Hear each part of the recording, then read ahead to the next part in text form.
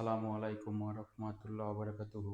আজকে আমরা বিসিএস এর গতকাল কি নিয়েছিলাম, বিসিএস এর 101 থেকে 115তম 15টা কোশ্চেনে এমসিকিউ সলিউশন করেছিলাম। আজকে আমরা চেষ্টা করবো তার পরের থেকে, অর্থাৎ 116 থেকে আমরা আজকে সলিউশন শুরু করবো।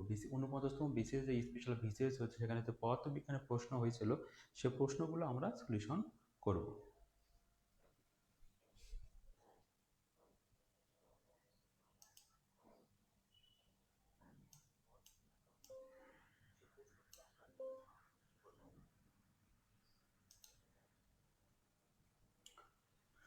আশা করি দেখা এবং শোনা ভালোভাবে যাচ্ছে। দেখা বা শোনা যদি কোনো মিসিং বা কোনো কিছু হয় আমাকে জানাবেন, আমরা টেকনিক্যাল দেখব। আশা করি দেখা এবং শোনা ভালোভাবে যাচ্ছে।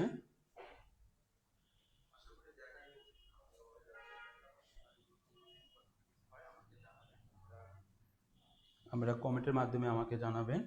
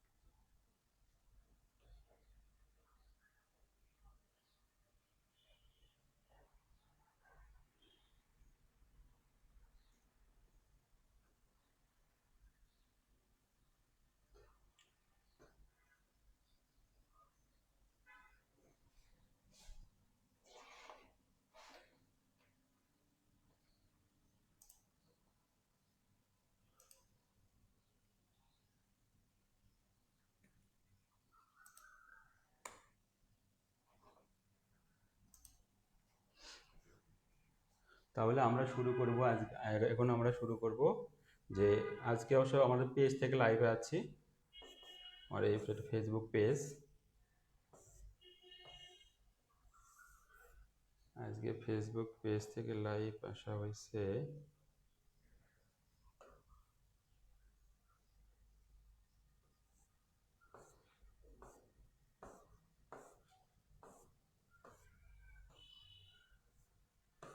আচ্ছা, যাই হোক, দেখা এবং শোনা যাচ্ছে। আমরা তাহলে শুরু করি। আমরা আজকে শুরু করছিলাম সাধারণত 3টার সময় আশা করতো, আমরা একটু আজকে শুক্রবারের দিন লেট হয়েছে। আমরা এবার শুরু করব। আমরা শুরু করব আজকে ওয়েভ অ্যান্ড অসিলেশন থেকে, যে 49তম বিসিএস এ ওয়েভ অ্যান্ড অসিলেশন, অর্থাৎ তরঙ্গ এবং দোলন থেকে যে প্রশ্নগুলো এসেছিল আমরা সেগুলো নিয়ে আলোচনা করব।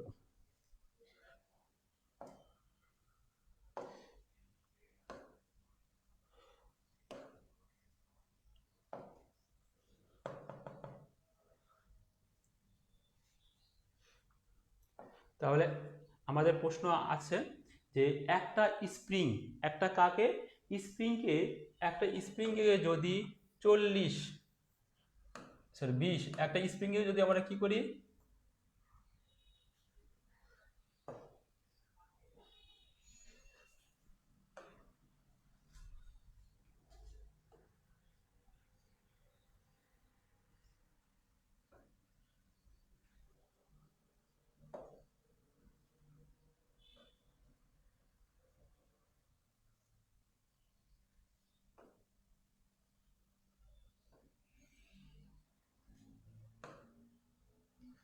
একটা স্প্রিংকে যদি 30 নিউটন, একটা স্প্রিংকে যদি আমরা 30 নিউটন বল প্রযুক্ত করি, কত একটা স্প্রিং এর উপর 30 নিউটন বল, একটা স্প্রিংকে 30 নিউটন বল দ্বারা কি করলে প্রবাহিত করলে 0.12 মিটার প্রসারিত করা হয়, এবং স্প্রিংকে সীমার মধ্যে স্প্রিংটি কি করলে, তাহলে এই স্প্রিংকে 0. এত প্রসারিত করলে স্থিতিস্থাপক সীমার মধ্যে স্প্রিংটি 0.2 প্রসারিত করলে এর সঞ্চিত শক্তি বা বিভব শক্তি কত? কথা হলো 30 নিউটন বলের প্রভাবে 0.12 প্রসারিত হয়, কিন্তু স্থিতিস্থাপক সীমার মধ্যে ওকে 0.2 প্রসারিত করলে এর স্থিতিস্থাপকে এর কত হবে? এর কি বলছে, এর স্থিতিস্থাপক বিভব শক্তি কত হবে। আমরা জানি স্প্রিং এর বিভব শক্তি অথবা কাজ, স্প্রিং এর বিভব শক্তি অথবা কাজের সমীকরণ হলো হাফ কে এক্স স্কোয়ার। তাহলে আমি এখানে হাফ পাইলাম, কে এর মান নাই, এক্স স্কোয়ারের মান হলো কত মিটার প্রসারিত করতে 0.2। তাহলে কে এর মান বের করার জন্য আমাকে এইটুকু অপশন দিয়েছে, এইটুকু। তাহলে আমরা কি জানি, K is equal to F by X. তাহলে এফ এর মান কত 30 আর এক্স এর মান 1.2। এই এক্স আমরা যদি এটা x1 ধরি, এটা ধরবো আমরা x2। তাহলে এটা যে ভাগ করে দিলে আমাদের মান বের হয় কত, 250 নিউটন পার মিটার। এই নিউটন পার মিটার এখানে তো আমরা 250 বসাই, তাহলে কিন্তু আমাদের অঙ্ক সলিউশন হয়ে যায়। তাহলে আমরা স্থিতিস্থাপক সীমার বা বিভব শক্তি বা কাজ স্প্রিং এর ক্ষেত্রে সেম সমীকরণ। তবে এখানে একটা মজার বিষয়, ভাইভাতে কিন্তু প্রশ্ন করে যে কাজ সমান আমরা মনে করি কি বলের সরণের সমানুপাতিক, মানে সরণ যা হবে কাজ বাড়বে, কিন্তু স্প্রিং এর ক্ষেত্রে যে কাজ বা বিভব শক্তি হলো এর বর্গের সমানুপাতিক। কার সমানুপাতিক, বর্গের সমানুপাতিক।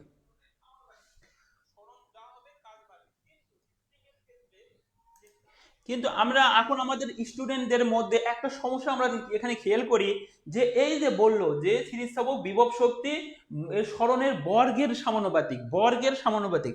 এখান থেকে যদি আমরা একটা গ্রাফ আঁকাতে বলা হয়, যে স্থিতিস্থাপক সীমার মধ্যে যে আমাদের একটা গ্রাফ যদি অঙ্কন করতে বলা হয়, যে একটা গ্রাফ অঙ্কন করো, সেই ক্ষেত্রে বললো এখান থেকে এক্স স্কোয়ার, এখানে ইউ। তার মানে কি স্থিতিস্থাপক সীমার মধ্যে ইউ সমানুপাতিক, অর্থাৎ একটা বাড়লে কি হবে আর একটা কিন্তু বাড়বে, বর্গের সমানুপাতিক, অর্থাৎ বক্ররেখা হবে, একটা বাড়লে আর একটা বাড়বে। এটা কিন্তু এরকম হবে। এরকম কেন হবে, এপাশে এক ঘাত এপাশে দ্বিঘাত, এ ধরনের এটা কি হবে, বর্গের সমানুপাতিক। অর্থাৎ এইদিকে যদি আমরা বাড়বে,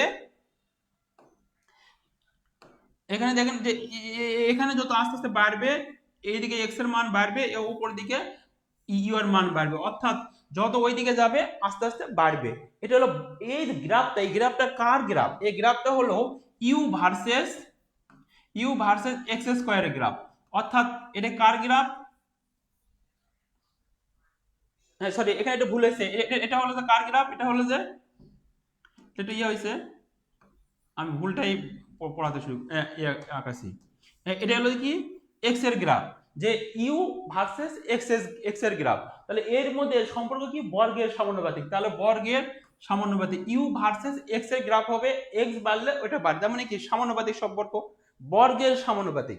তাহলে আমরা মনে রাখবো যে, তাহলে আমি এখানে এবার আমরা দেখি খেয়াল করি, এখানে আমরা দুইটা চিত্র খেয়াল করি। আমরা যেটা হলো ইউ ভার্সেস এক্স, এটা হলো কি একটা বাড়লে আর একটা বাড়বে।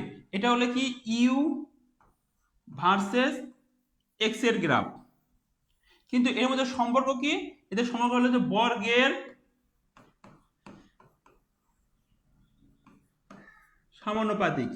এবার আমরা দেখব যে এই পাশে দিলাম হলো এক্স স্কোয়ার, এই পাশে দিলাম ইউ, তাহলে এটা হলো ইউ ভার্সেস এক্স স্কোয়ারের গ্রাফ। এখন বলেন তো যে ইউ এর সাথে এক্স স্কোয়ারের গ্রাফটা কি, ইউ এর সাথে এক্স স্কোয়ারের গ্রাফ হলো, এক্স স্কোয়ারের সম্পর্কটা কি, এটা কিন্তু সমানুপাতিক সম্পর্ক। কারণ এই যে ইউ এবং এক্স স্কোয়ারের মধ্যে সম্পর্ক হলো হ্যাঁ সমানুপাতিক। আর এই ক্ষেত্রে ইউ ভার্সেস এক্স এর মধ্যে সম্পর্ক হলো বর্গের সমানুপাতিক। এইরকম এই দুটো কিন্তু বুঝতে হবে যে এক্স সাথে এক্স স্কোয়ারের সম্পর্ক সমানুপাতিক, আর ইউ ভার্সেস এক্স এর সাথে সম্পর্ক বর্গের সমানুপাতিক। বর্গের সমানুপাতিক চিত্র এটা হবে। আর যদি বলছে কি যে এখানে শুধু সমানুপাতিক, শুধু সমানুপাতিক বলতে এটা মূলবিন্দুগামী সরলরেখার সমীকরণ y mx, এখানে এটার ভূমিকা পালন করছে কি এক্স স্কোয়ার, আর y এর ভূমিকা পালন করছে হলো ইউ। এই যে এখন আমাদের এটা স্পষ্ট বুঝতে হবে যে কখন সরলরেখা হবে, কখন এভাবে বক্ররেখা হবে। যদি এই পাশের সাথে কি থাকে, বর্গ স্কোয়ার থাকে, যে বর্গ, হ্যাঁ, তাহলে এর সাথে এর সম্পর্ক কি সমানুপাতিক। এখানে ইউ এর সাথে এক্স এর সম্পর্ক কি বর্গের সমানুপাতিক। এই জিনিসটা কিন্তু খেয়াল করা লাগবে। এই প্রশ্নটা কিন্তু আমরা এই সাথে আনুষঙ্গিক বলে আমরা আলোচনা করলাম। তাহলে আমরা যদি এভাবে ডিটেলস একটু পড়ি, চিত্রধন ক্লিয়ার করি, তাহলে কিন্তু আমাদের ভাইবা ক্লিয়ার হবে, প্লাস আমরা এই ধরনের প্রশ্ন কিন্তু আরো সহজে পারবো। এই চিত্রগুলো সবাই একটু সমস্যা হয়, অনেকে প্রশ্ন করে আমাকে, আমি সুযোগ পেলাম বললাম। এবার 118 নম্বর, যে 158 বলছে যে কোনো একটা অনুপ্রস্থ তরঙ্গের একটি স্বতন্ত্র বৈশিষ্ট্য কি।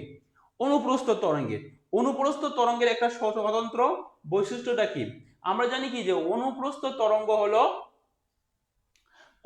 তরঙ্গ কি কিরকম। আমরা একটা উদাহরণ দেখি, যে এই সাইনের গ্রাফ তরঙ্গ, তাহলে মানে এর প্রধান বৈশিষ্ট্য হলো সেটা হচ্ছে কি, এটা তরঙ্গ শীর্ষ তরঙ্গপাত উৎপন্ন করতে করতে সামনের দিকে অগ্রসর হয়। এবং এখানে কি বলছে যে অনুপ্রস্থ তরঙ্গের বৈশিষ্ট্য কি, এটি সংকোচন প্রসারণ না। সংকোচন প্রসারণ হয় যেমন ইয়ার মাধ্যমে, বায়ুর মাধ্যমে শব্দের বেগ, শব্দ যখন প্রবাহিত হয়, তা শব্দ প্রবাহিত এরকম হয় কয়েকটা, হ্যাঁ, আবার একটু পরে আবার বড় বড়, আবার এরকম সংকোচন প্রসারণের মাধ্যমে প্রসারিত হয়, আবার ফাঁকা ফাঁকা, হ্যাঁ, আবার কয়েকটা, এই যে এরকম সংকোচন প্রসারণের মাধ্যমে যখন প্রসারিত হয় তখন তাকে বলা হয় হলো যে অনুদৈর্ঘ্য তরঙ্গ। হ্যাঁ, আর এটি কণাগুলো স্থান বিচ্যুতি সরানোর দিকে সামান্তরাল। হ্যাঁ, কণাগুলো এটা কি হবে, সামান্তরাল। এটা হলো কার বৈশিষ্ট্য, এটা হলো অনুদৈর্ঘ্য তরঙ্গের বৈশিষ্ট্য। আর বাতাসের শব্দ, এটা হলো অনুদৈর্ঘ্য বৈশিষ্ট্য। কিন্তু খ নম্বর হলো পোলারাইজ হতে পারে, এই যে এরই, কারণ পোলারাইজ হলো একটা মানে সিস্টেমে যেখানে পোলারাইজটা কি, যে আলো বিভিন্ন দিকে ছড়িয়ে পড়ে, এই আলোকে একটা তলের মাধ্যমে সমান্তরাল আকারে পরিণত করাকে সেটা হচ্ছে পোলারাইজ। যেহেতু অনুদৈর্ঘ্য তরঙ্গের অলরেডি সমান্তরাল, একে আর পোলারাইজেশন করার প্রয়োজন হয় না। আর এটা যেহেতু এটা কি হয়, এটা এই যে এটা তরঙ্গ দিক হলো এই দিকে, আর স্পন্দনের দিক হলো উপরে এবং নিচে, অর্থাৎ 90 ডিগ্রি করে অগ্রসর হয়। এটা হলো সমান্তরালে অগ্রসর হয়, আর এটা হবে লম্বভাবে। তাহলে এটা হবে কি অনুদৈর্ঘ্য। তাহলে অনুদৈর্ঘ্য তরঙ্গ অগ্রসর হয় সমান্তরালে, এটা হলো লম্বভাবে। লম্বভাবে বলতে এখানে 90 ডিগ্রি। এই তরঙ্গকে আমরা সমান্তরাল বা পোলারাইজ করতে হয়, এই জন্য এটা বিশেষ বৈশিষ্ট্য। এটা কিন্তু সবার জানা, কারণ এটা হলো আমরা 9-10 থেকে জিনিসটা পড়তেছি, এসএসসি তে পড়ছি, ইন্টারমিডিয়েটে পড়া হয়েছে, তারপরে বিশ্ববিদ্যালয়ে পড়া হয়েছে, তারপরে বিসিএস যাচ্ছে। এরপরে যদি এগুলো নিবন্ধনে আসে না পারলে আর কিছু বলার থাকে না। ড্যাম্পিং অসিলেশনের ক্ষেত্রে কোনটি সময়ের সাথে হ্রাস পায়। আমি যখন নিবন্ধনে করছি, এগুলো প্রশ্ন আমরা অনেক পড়াইছিলাম, আমি যখন পড়াইছি ইয়ার বিসিএস এর, যে ড্যাম্পিং ভাইব্রেশনের ক্ষেত্রে সময়ের সাথে, প্রথম যেটা আমরা চিত্র ছিল আমার নোটে, যে ড্যাম্পিং ভাইব্রেশনের ক্ষেত্রে এটা হলো এরকম, উপরে বেশি উঠে আস্তে আস্তে কমতে থাকে। তার মানে এটা কি, আসলে বিস্তারের ইয়ে ঘটে। ড্যাম্পিং ভাইব্রেশনের ক্ষেত্রে কি হয়, যে এটা হলো এরকম ছিল, যে প্রথমে বড়ে যায়, আস্তে আস্তে এই যে কমতে থাকে। তাহলে ড্যাম্পিং ভাইব্রেশনের ক্ষেত্রে এটা কি হবে, বিস্তার। কি হবে এটা হবে বিস্তার। ড্যাম্পিং ভাইব্রেশনের ক্ষেত্রে সময়ের সাথে হ্রাস পাবে, এর বিস্তার ধীরে ধীরে হ্রাস পাবে, ড্যাম্পড করবে, মানে ক্ষয়প্রাপ্ত হবে বলা যেতে পারে। 120 নম্বর, একটা সেকেন্ড দোলকের দোলনকাল কার্যকারী দৈর্ঘ্য, একটি সেকেন্ড দোলকের দোলনকাল, দোলন কার্যকারী দৈর্ঘ্য, এর কার্যকরী দৈর্ঘ্য 1 মিটার, পৃথিবীতে 1 মিটার, চাঁদে নিয়ে গেলে এর কার্যকরী দৈর্ঘ্য কি হবে। তাহলে আমরা এটা বোঝার জন্য আমরা বুঝি আগে, দেখো টি ইজিক্যাল টু 2 পাই L/g। তাহলে আমরা জানি যে চাঁদে গেলে জি এর মান কত কমে, 6/1 জি এর মান কমলে টি বাড়বে না কমবে, অবশ্যই টি কিন্তু বাড়বে। কিন্তু কি বলছে, কার্যকারী দৈর্ঘ্য। তাহলে এখান থেকে আমরা কি বলতে পারি, যে এল এর সাথে সম্পর্ক হলো জির সমানুপাতিক, কারণ এই যে L/g হলো ধ্রুবক। তাহলে কি হবে, আমাদের জি যেহেতু কি হয়েছে, জি যেহেতু কমছে, এবং সম্পর্ক কি, সম্পর্ক হলো সমানুপাতিক। জি যেহেতু কমে গেছে, জি যেহেতু কি গেছে, কমে গেছে, তাহলে যদি কমে যায় তাহলে তাহলে কি হবে, এই কার্যকরী দৈর্ঘ্য 1/6 এর অংশ, তার মানে 1 এর 1/6 মিটারই হবে।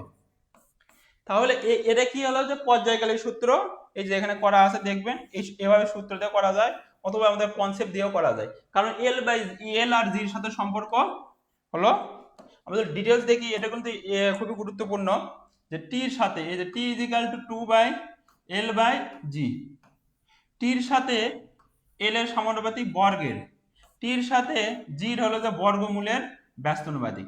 কিন্তু এল আর জির মধ্যে সম্পর্ক হলো এটা ইজ ইকুয়াল টু কনস্ট্যান্ট এল এর সাথে জি, জি যেহেতু 6 ভাগ আছে এল কে 6 দিয়ে ভাগ হবে, এল এর মান 1, সুতরাং 1/6 মিটার, একদম সোজা।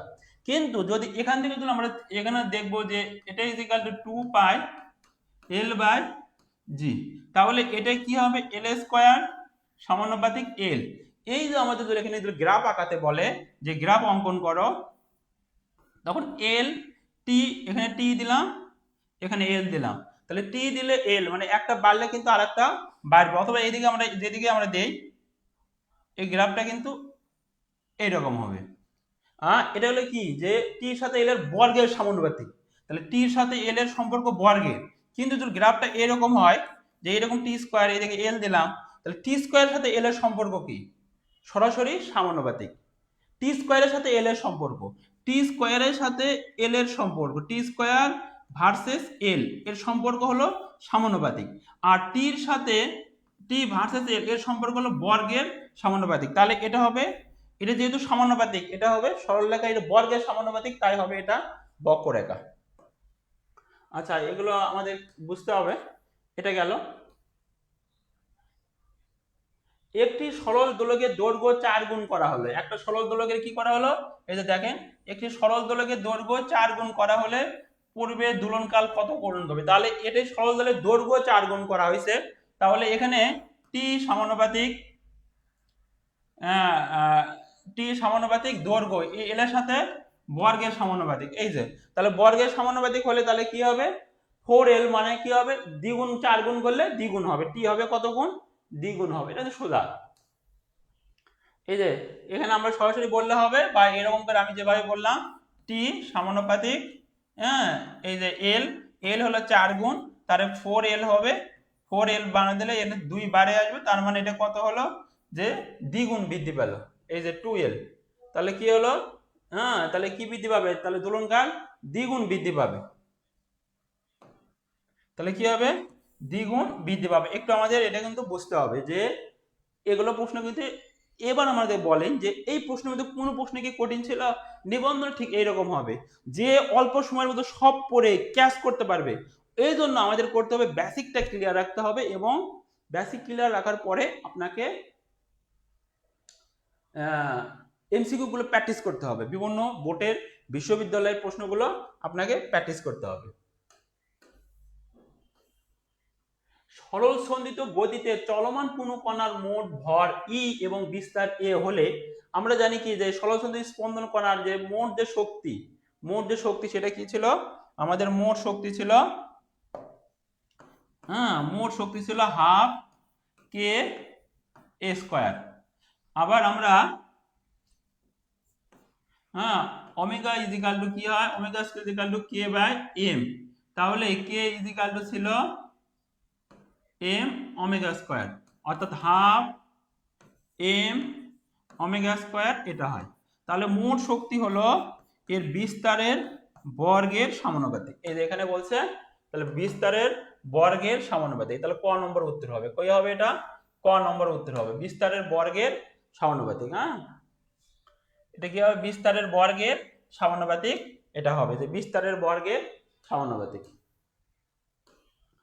123 নম্বর, অনুনাদের সময় বস্তুর কম্পনের বিস্তার হয়, অনুনাদের সময় বস্তুর কম্পনের বিস্তার কত, বলছে অনুনাদের সময় বস্তুর কম্পনের বিস্তার কেমন হয়, সেটা বিস্তার কি হবে সর্বোচ্চ হবে। অনুনাদের সময় আমরা অনুনাদের সংজ্ঞাতে আমরা কি দেখছি যে যখন পরবশ কম্পনের স্বাভাবিক যে কম্পন অর্থাৎ দোলনা যে ভাবে দুলতেছে সেই পরিমাণ বল প্রতিবার যদি আমি প্রয়োগ করি তাহলে সর্বাধিক বিস্তার সহ কাঁপতে থাকবে। তার মানে এটা কি করতে হবে বিস্তার কি হবে মানে অনুনাদের সত্ত্বেই হলো সেই পরিমাণ বল ওখানে অনবরত প্রয়োগ করো যাতে বিস্তার সর্বদা সর্বোচ্চ হয়, এটাই হলো তার মানে এখানে সর্বোচ্চ হবে, এটা উত্তর কি হবে সর্বোচ্চ হবে। 23-এর পরে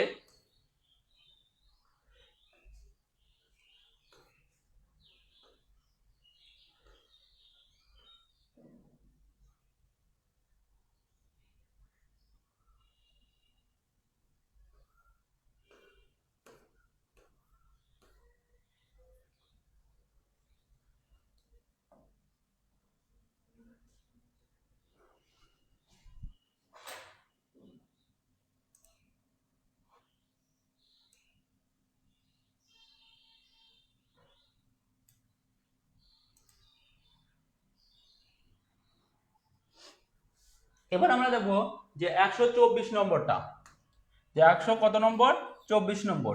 দুটি শব্দের কম্পাঙ্ক দেওয়া আছে, একটা হচ্ছে 256 হার্জ আর একটা হলো 260 হার্জ। 256 হার্জ আর 260 হার্জ, এর প্রতি সেকেন্ডে বিট সংখ্যা কত? আমরা বিট সংখ্যা সমান কি জানি? বিট সংখ্যা সমান জানি এর কম্পাঙ্ক দ্বয়ের পার্থক্য, মানে বড়টা থেকে ছোটটা বিয়োগ। তাহলে এখানে কম্পাঙ্ক 260 আছে, থেকে বাদ দিলে 256, তাহলে কত হচ্ছে 4 হার্জ। কত সুন্দর একটা অঙ্ক দিচ্ছে। কত হবে এটা?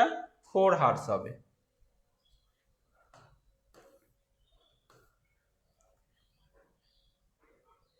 এবার আমরা দেখব যে হিট অ্যান্ড থার্মোডাইনামিক্স। এখানে দেখেন আমরা যেটা আজকে এগুলো দেখলাম, কোনো প্রশ্ন একদম কঠিন ছিল না। যারা ইন্টারমিডিয়েট বেসটা ভালোভাবে পড়ছে, বিসিএস বলতে ইন্টারমিডিয়েটে বেশি দিয়েছিল, মানে যেটুকু সিলেবাস ছিল ইন্টারমিডিয়েটের সাথে মিল, সেগুলো সব ইন্টারমিডিয়েটে দিয়েছে। আর অনার্সে যেগুলো প্রশ্ন, সেগুলো তো অনার্স থেকে করতে হবে, কিন্তু অনার্সে গুলো বেসিক প্রশ্ন দিয়েছে। তাহলে আমরা এত এগুলো প্রশ্ন পড়ে তো আমরা ধারণা নিচ্ছি যে আসলে অত ভয় পাওয়ার কিছু নেই, কিন্তু পড়তে হবে বেশি। এই অল্প সময়ের মধ্যে আমাদের মাথাতে ক্যাচ করবে কি করবে না, যে দুইটা খালি বিয়োগ করলে অ্যান্সার শেষ, সেটা কনফিডেন্স সহকারে ক্যাচ করতে হবে, যে আন্দাজে ক্যাচ করবে ভুলভাল তাহলে হবে না।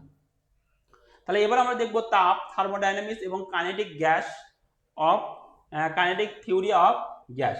কি বলছে? দুটি বস্তু তাপীয় সাম্য অবস্থা থাকলে, কি বলছে? দুটি বস্তু কি থাকবে? তাপীয় সাম্য অবস্থা থাকলে, দুটি বস্তু, কি প্রশ্ন করছে যে দুটি বস্তু তাপীয় সাম্য অবস্থা থাকলে, সাম্য অবস্থা থাকলে এদের কি ঘটনা ঘটবে? তাপীয় সাম্য অবস্থা বলতে এদের তাপ দুইটা সমান থাকবে। তাপীয় সাম্য অবস্থা, দুটি বস্তুর মধ্যে তাপের আদান প্রদান হচ্ছে না, তাপের প্রদান কি হবে না, তখন এটা ঘটে। কি হবে? তাপমাত্রা সমান হবে, অভ্যন্তরীণ শক্তি ভর তাপমাত্রা ধারক সমান হওয়া আবশ্যক নয়। তাহলে এই তাপীয় সাম্য অবস্থা বলতে তাপমাত্রা অবশ্যই সমান হতে হবে, তাপ কিন্তু না, তাপমাত্রা। এটা কিন্তু যারা থার্মোডাইনামিক্সের প্রথম সূত্র একটু পড়ছে, শূন্যতম সূত্র, তারা কিন্তু এটা এমনি পারছে, বা এখানে তাপীয় সাম্য অবস্থা ইকুইলিব্রিয়াম, থার্মাল ইকুইলিব্রিয়াম সম্পর্কে যারা একটু ধারণা আছে এমনি পারছে। তারপরে নেক্সট আমরা কি এনটিপি তে বলতে কি বোঝায়? এনটিপি তে বলতে আমরা কি বোঝাই? এনটিপি তে বলতে standard temperature and pressure, standard temperature and pressure বলতে ইন্টারনাল প্রেসারের তাপমাত্রা এত, হ্যাঁ, কত 0 ডিগ্রি বা 273 কেলভিন কে বোঝায়।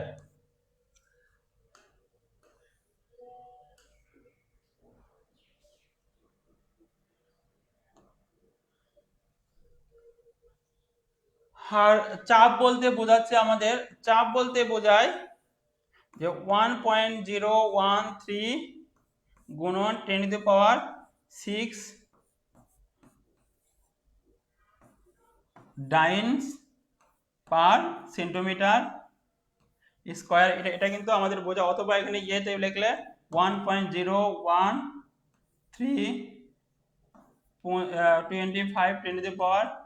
25 নিউটন পার মিটার স্কয়ার।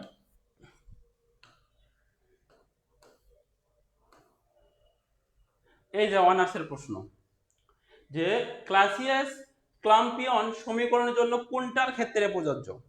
এই ক্লাম্পিয়ন ক্যাম্পিয়ন সমীকরণ বিভিন্ন অবস্থানে ফেসের জন্য কি অবশ্যই, এই প্রশ্নটাও আমার বই থেকে নোটে কমন আছে, একবারে এমন ভাবে করা হয়েছিল, যে ক্লাসিয়াস ক্যাম্পিয়ন সমীকরণ বিভিন্ন অবস্থা পরিবর্তনের জন্য ফেস ইকুইলিব্রিয়ামের জন্য প্রযোজ্য। যেমন কার ক্ষেত্রে প্রযোজ্য?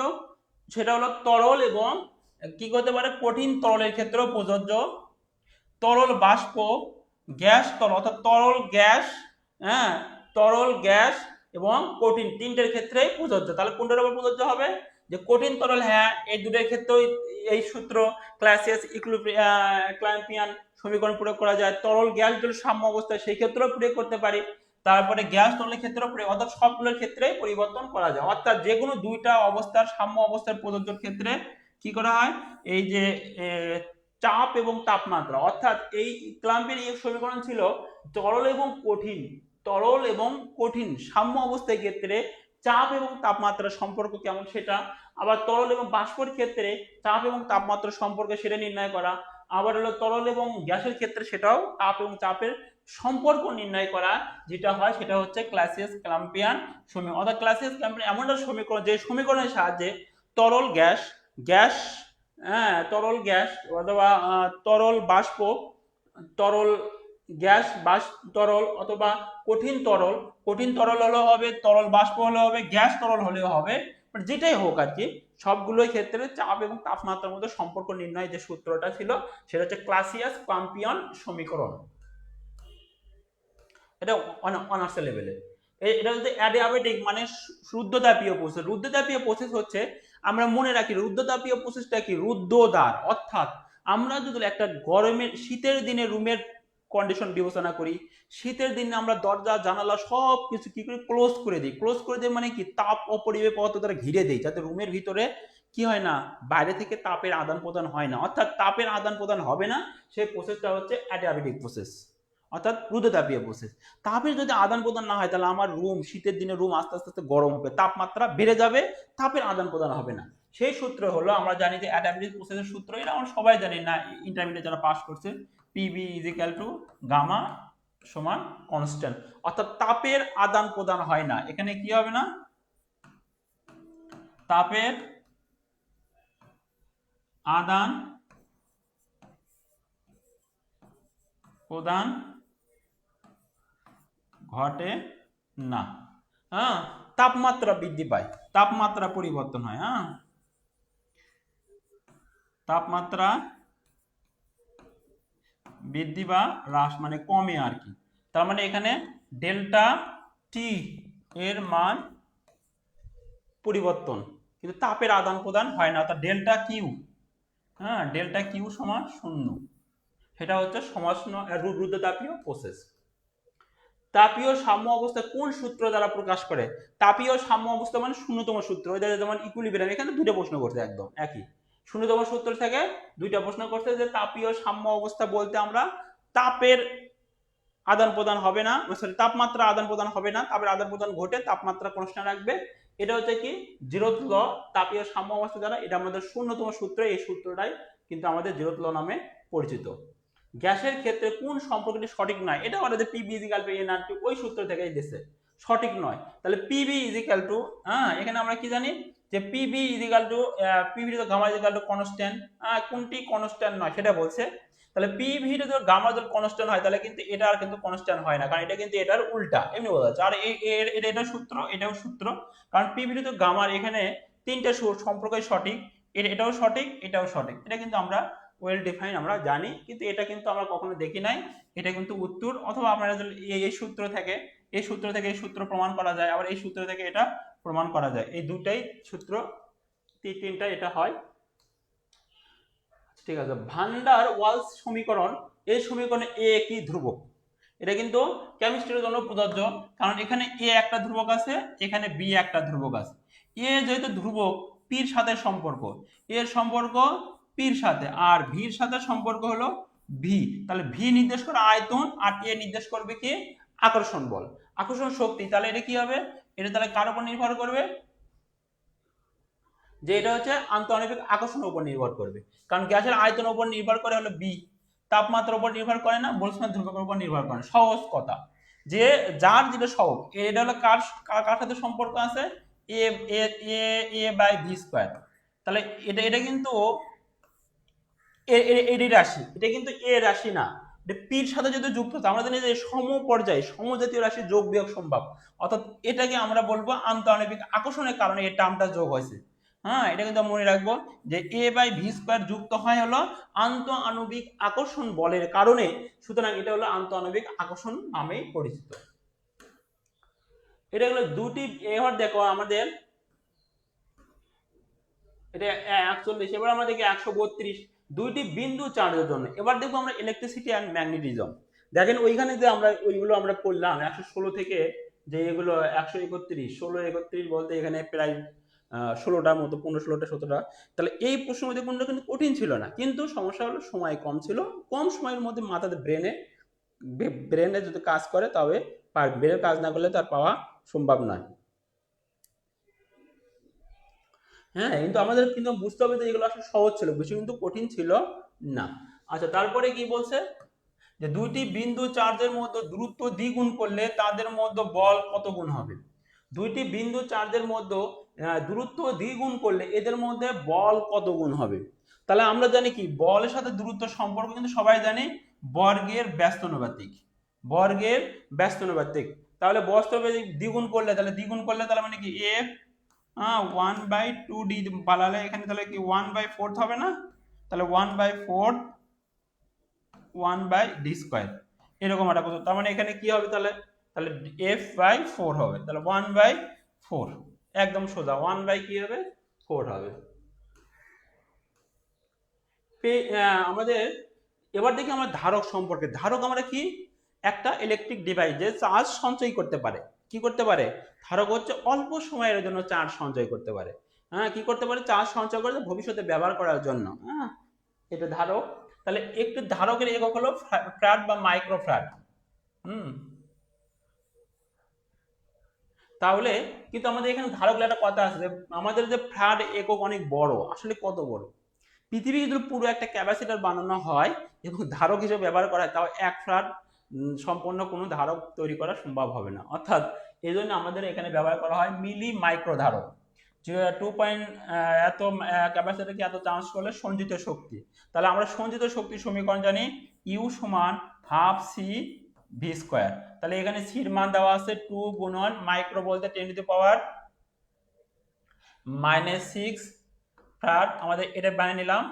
তারপরে হলো যে 50 চার্জ, এখানে আমাদের এটা বসালাম, এটা আমরা মান বসালে কিন্তু হলো। এখানে কত আছে 50, 50-এর উপর স্কোয়ার করলে হবে 2500, এই জন্য এখানে লেখা আছে 2500 লেখে আমাদের হিসাব করলে কিন্তু শেষ। এটা কিন্তু একদম সোজা, মানে ইয়ে না। কিন্তু সমস্যা হচ্ছে ওই দিনে পরীক্ষার দিনে আমাদের ব্রেন কাজ করে কিনা। আচ্ছা, এখানে বলছে এসি ভোল্টেজের আরএমএস এর মান কত। এসি ভোল্টেজের আরএমএস মান কত। হ্যাঁ, আমাদের এসি ভোল্টেজের আরএমএস মান হলো সাধারণত আমাদের যে সর্বোচ্চ যে মান হয় ভি ম্যাক্স হয়।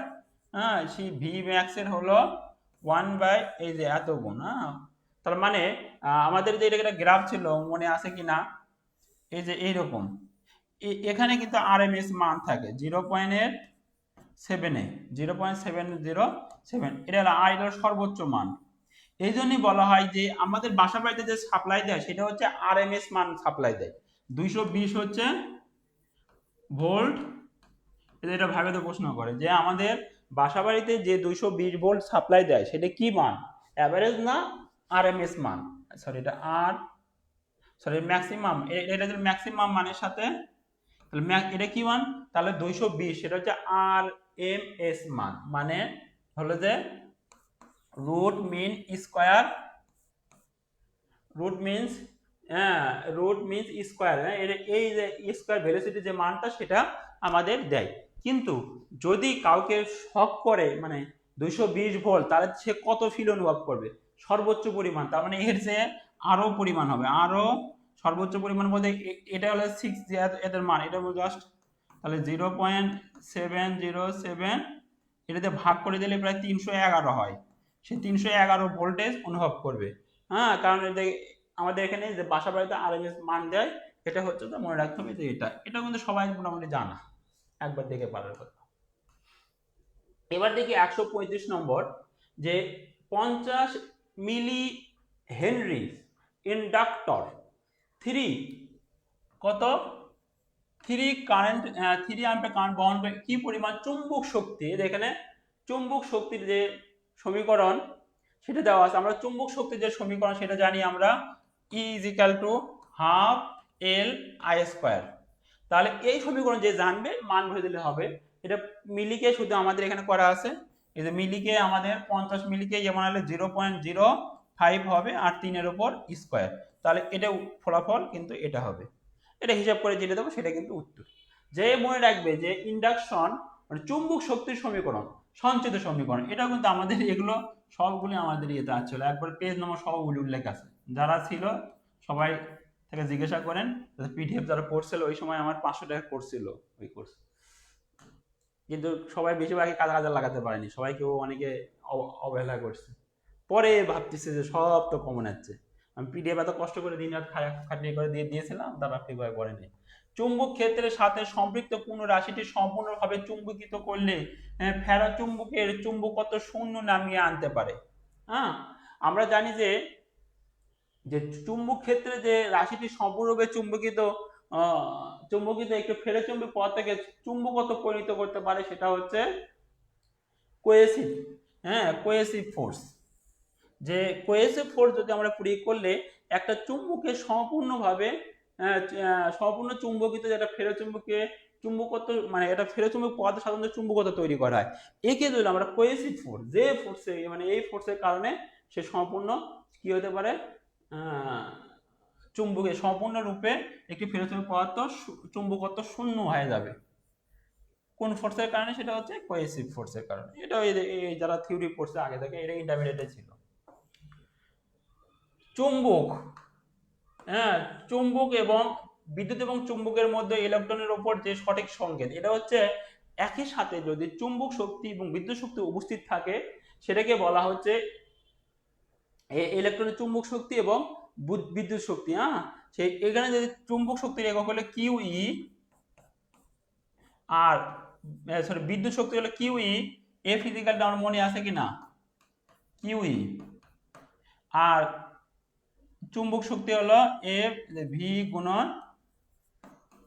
বি। এটা হলো, তাহলে এটার উত্তর হবে এই যে ঘ নম্বর।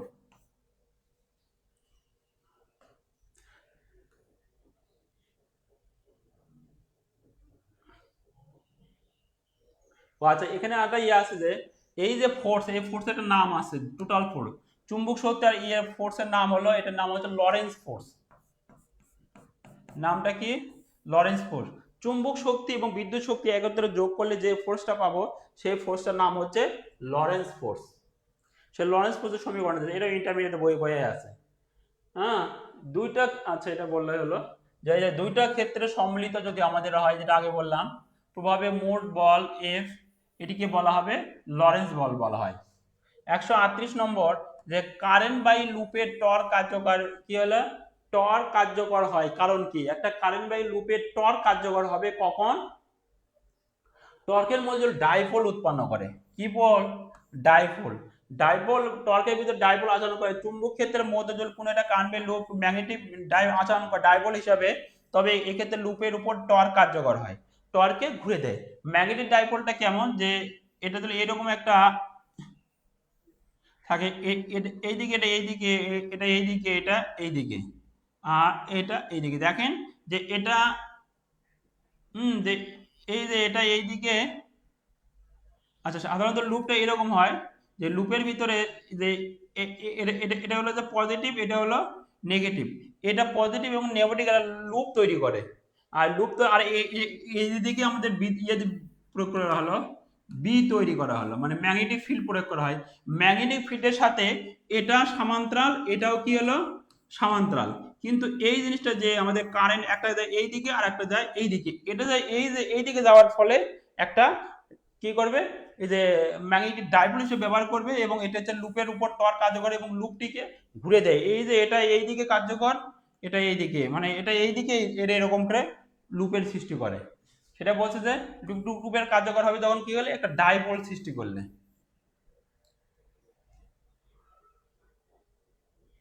ওটা ডিটেলস পড়লে বোঝা যাবে, হঠাৎ করে একটু মাঝখান থেকে একটু বললাম। অ্যাম্পিয়ার সূত্র কি, এটাও কিন্তু ছিল যে একদম হেডিং, কারণ এগুলো অ্যাম্পিয়ার সূত্র কিন্তু হেডিং এ ছিল। যে অ্যাম্পিয়ার সূত্র হলো এই যে এফ সাথে যদি আমরা ভেক্টর গুণন করি, ডেল্টার সাথে বি এর ভেক্টর গুণন করি, সেক্ষেত্রে পাবো হলো শূন্য মাধ্যমে ভেজন যোগ্যতা বাই এটা হলো যে কারেন্ট ডেনসিটি, এটা বলা হয়। এটাকে বলা হচ্ছে অ্যাম্পিয়ার সূত্রের সঠিক রূপ। এর উত্তর হবে ক। যারা এটা পড়ছে তারাও পারছে। এবার বলছে ক্যাপাসিটরের ভিতরে সঞ্চিত শক্তি কোনটি? যেমন এখানে কিন্তু আগে প্রশ্ন করছিল যে এই যে এটা হাফ আই চুম্বকের ভিতরে সঞ্চিত শক্তি আর ক্যাপাসিটরের ভিতরে সঞ্চিত শক্তির সমীকরণ, এটা কিন্তু একটা অঙ্ক ছিল। হ্যাঁ, এটা কিন্তু দুইবার আছে, মানে অঙ্ক আছে এখানে। তাহলে এটা হলো কি, এই যে হাফ আই, মানে এর সূত্র দিয়ে অঙ্ক আছে, সূত্রতে অঙ্ক আছে, half I C B square অঙ্ক আছে, আবার সূত্রটাও আছে। আগে অঙ্ক মানে সূত্র দুইটা আছে, যে পাশে সে দুটাই পারছে।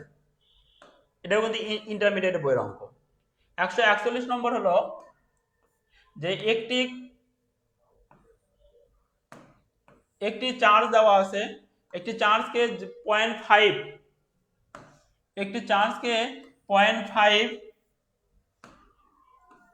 মাত্রার চুম্বক, মানে এটা বি দেওয়া আছে, এটা কুলম্ব সি দেওয়া আছে, লম্ব বরাবর বেগ, এখানে বেগ দেওয়া আছে, প্রয়োগ করা হলো, তাহলে এর বি এর মান কত? ওই যে আমরা একটু সমীকরণ দেখলাম লরেন্স ফোর্স, ওখান থেকে কিন্তু বলা যাচ্ছে যে এই যে কিউ ইজিক্যাল টু এই যে ভি গুণন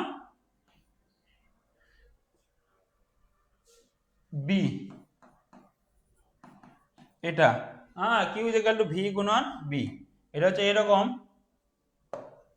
যে আমাদের এই যে ফোর্স কিউ ভি গুণন বি, যেহেতু এর মানের কথা বলছে এবং 90 ডিগ্রি, তাহলে এটা হলো Q V B sine theta, sine theta আবার 90 ডিগ্রি, আর সাইন 90 ডিগ্রি মানে হচ্ছে 1, এই জন্য কিউ ভি বি। যেমন লরেন্স ফোর্সের ক্ষেত্রে আমরা দেখছিলাম এখানে টোটাল ফোর্স, লরেন্স ফোর্স এই যে F equal to Q E যোগ কিউ ভি ক্রস বি, এটা কিন্তু লরেন্স ফোর্স, মানে ওই একই থিওরি দিছে, আবার তার উপর আবার অঙ্ক দিছে, একদম মানে বেশি ভিতর থেকে প্রশ্নই করেনি। এগুলো ছিল আমাদের বিসিএস এর প্রশ্ন। এটা তারপরে সরাসরি প্রশ্ন করতে হবে বাইরের সাবার সূত্র নির্ণয় করে, বাইরের সাবারটা কি নির্ণয় করে? একদম সোজা। বাইরের সাবার নির্ণয় কি করব, যে আমাদের নির্ণয় করব চুম্বক বল বা চুম্বক ক্ষেত্র আমরা নির্ণয় করব, বাইরের সাবার সূত্রের সাহায্যে চুম্বক ক্ষেত্র আমরা নির্ণয় করব। এই যে আমাদের একদম সূত্রই ছিল, বাইরের সাবার সূত্রের সাহায্যে আমাদের চুম্বক ক্ষেত্র আমরা নির্ণয় করি। এবার দেখছে যে এবার কি, যে দুইটা সমান বিন্দু বিভব আর এই দুটো একে অপর আকর্ষণ করলে অর্ধেক করা হলো, দূরত্ব অর্ধেক করলে বল কি হবে? 4 গুণ হবে। যেমন ওখানে কিন্তু একই প্রশ্ন আসছিল, ওই ক্ষেত্রে ছিল আকর্ষণ বল, কার আকর্ষণ বল? চার্জের আকর্ষণ বল।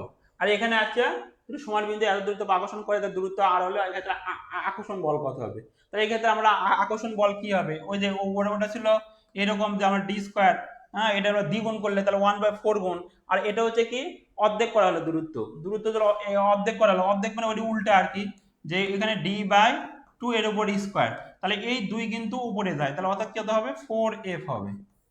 ওই প্রশ্নটা আবার এখানেও আছে। তো এই প্রশ্ন কিন্তু আমাদের একবারে ইন্টারমিডিয়েটের প্রশ্ন, এগুলো তো আমাদের না পারার মতো হওয়ার কথা না, যে এগুলো কিন্তু সবাই পারার কথা। এটাও এসএসসির প্রশ্ন, এর আগে যেটা বললাম সেটাই এসএসসির প্রশ্ন, এগুলো সবগুলোই এসএসসির প্রশ্ন আছে। আচ্ছা, আর চুম্বক বল সবসময় কি হয়? চুম্বক বল সবসময় কি হয়? এটি হয় সর্বদা, এটি চুম্বক বল সবসময় হলো, এখানে উত্তর এটা হবে না, এটা এখানে আটা আছে, এটা হবে সঠিক উত্তর হবে, এটি কি হবে? চার্জের উপর লম্ব বরাবর। আমরা জানি চুম্বক বল সবসময় যে চার্জের উপর লম্ব, মানে চুম্বক বল আর বিদ্যুৎ শক্তি, চুম্বক শক্তি এখানে আর হলো বিদ্যুৎ শক্তি, আর এদের বেগ তিনটা কিন্তু পরস্পরের, বেগ ভি হলো পরস্পরের লম্ব, কারেন্ট আই, এখানে আমরা ই দিতে পারি, ইলেকট্রিক ফিল্ড, ম্যাগনেটিক ফিল্ড, আর এদের বেগ পরস্পরের উপর লম্ব হবে আবশ্যক হয়। এটা কিন্তু আমাদের প্রশ্ন ছিল। এরপরে কি ছিল? এটা ছিল অনার্সের একটা সার্কিট, যে একটি এলসি সার্কিটের দোলনকালে কৌণিক কম্পাঙ্ক কত? এলসি সার্কিটের কৌণিক কম্পাঙ্ক কিন্তু আমাদের এটা বলা ছিল, যে এইটা প্রশ্নটা আছে, এটা অনার্সের। এলসি সার্কিটের ক্ষেত্রে কৌণিক কম্পাঙ্ক হয় এরকম,